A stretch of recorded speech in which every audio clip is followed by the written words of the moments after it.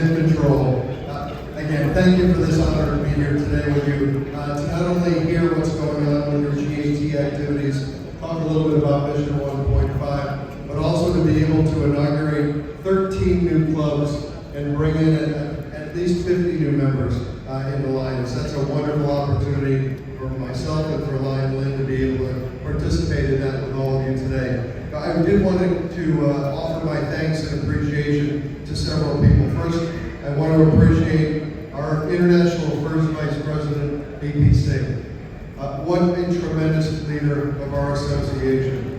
He truly embodies the Lions mission of We Serve, and he truly understands and is able to demonstrate to people, not only through his actions, but through his words, how important Lions is to him and how important he wants it to be to all of you. So I'm honored to be able to follow him through the various roles of Lions and learn from him every step of the way. We also have with us International Director Babu Rao. We want to congratulate you on your service this year, and PID's Sunil Kumar and Vijay Kumar Raju for their years and years of service and giving back not only to this area in Unity 316, but to all of Lions of India and all of Assami. Thank you, both PID Sunil and PID Vijay, for your service.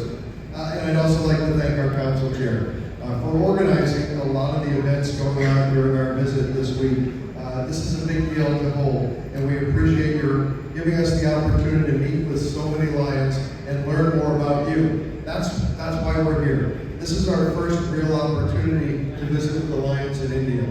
And we're so pleased and proud to be in NB 316 to hear your stories and to talk to you about why you continue to serve and why you want to continue to grow our organization. You know, this year's international theme is Make Your Mark. It has nothing to do with me. That's my name, but that's okay. It has nothing to do with me.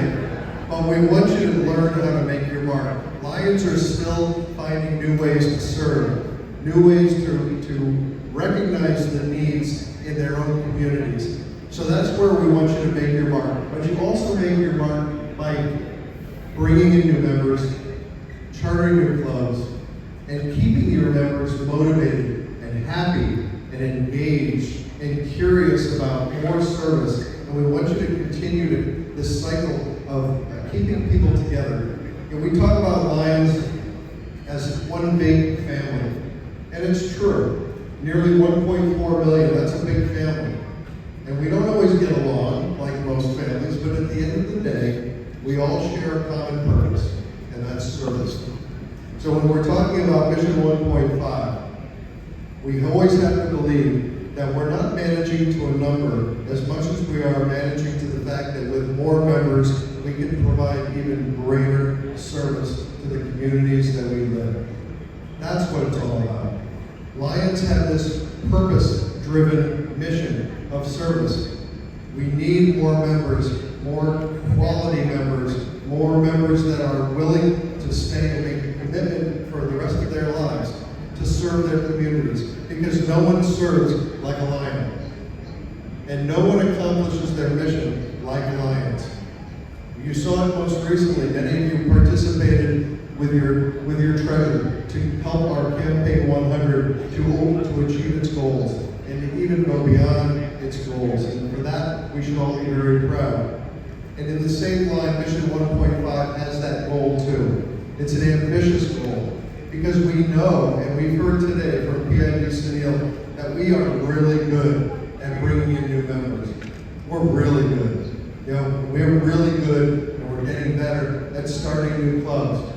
But we need to go beyond that, and we need to battle that retention number. We need to battle the drops, because drops signify that people aren't happy.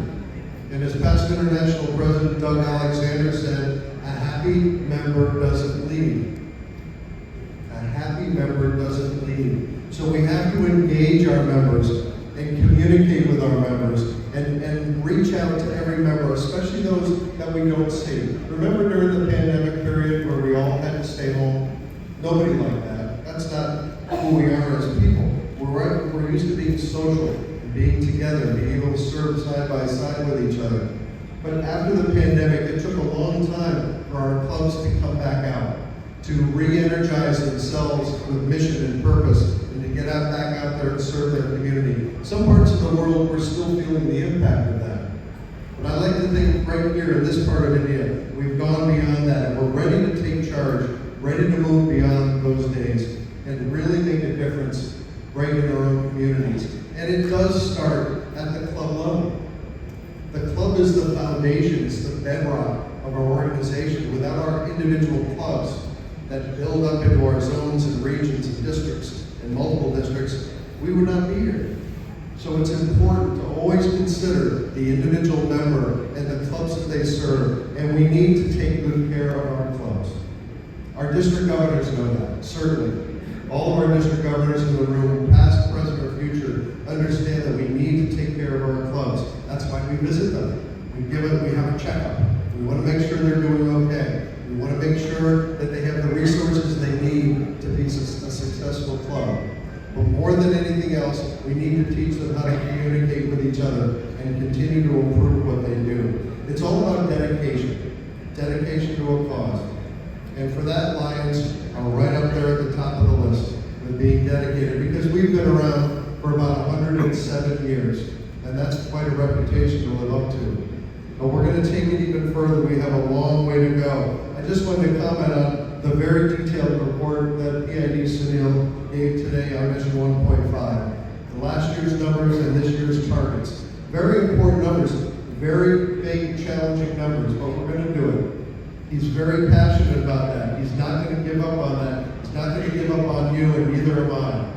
I'm going to keep monitoring things. I'm going to keep checking on you, making sure that you have the resources you need to continue to grow, to continue to offer new ideas to new and existing Lions, to make sure that they're happy. A happy Lion doesn't leave. It's all connected to what we do. You see me with my paper. I've been taking notes all day, meeting with each of you at different times, and hearing what you say. One thing again, and I'm sorry to keep picking on you, Sunil, but you said, we're not taking care of our babies, right? Think that's such a, it's a simple but so strategically important statement. We're not taking care of our babies. We're not taking care of our new clubs and our new members and nurturing them along, teaching them the values of Lionism and why we're here. You know, I mentioned in the induction ceremony our code of ethics. We want all our new members to understand that we do have a code of ethics. And it's just, in simple terms, about being kind, to being aware of each other, that we're all different, but we're all the same. That's important for our new clubs to remember. GAT has become the focal point of our organization because it covers service, leadership, membership, and extension. And GAT works together. Again, it's one big happy family. We need to continue to share the ideas that come out of our GAT team so that we can continue to prosper as an organization. It's something we all need to focus on going forward. So I want to challenge you to recommit yourself to service and to ask yourself why you joined. Because we know, and we've heard it before, that our membership is service, but our service is also membership. They work hand in hand with each other. Without you, without your collective voice and your singular voice, making that invitation to people to join, that decision to move up and take on a new role in your club or your district or your multiple district, that's what we need to hear. And that's my challenge to you in the days ahead. Because with your ability to do that, this multiple district will stretch to 20,000 members. And we will get 5,000 new members in this district as long as we stick together, we work for the same common mission of Lions, and that is serving our communities every day. And it doesn't matter the size of the project that you do. Every service project is critical, big or small. From simple checking in with homebound people who can't get to meetings, to building dialysis centers and blood banks and cancer hospitals and educational opportunities for our Lions and young people and our youth. We have to do those kind of projects, big and small, in the future ahead. And we also heard that we actually did have to go through a bit of a culture change with Mission 1.5. We had to think of new ways to do things. We see that in every part of the world, in in the US, in India, in Europe.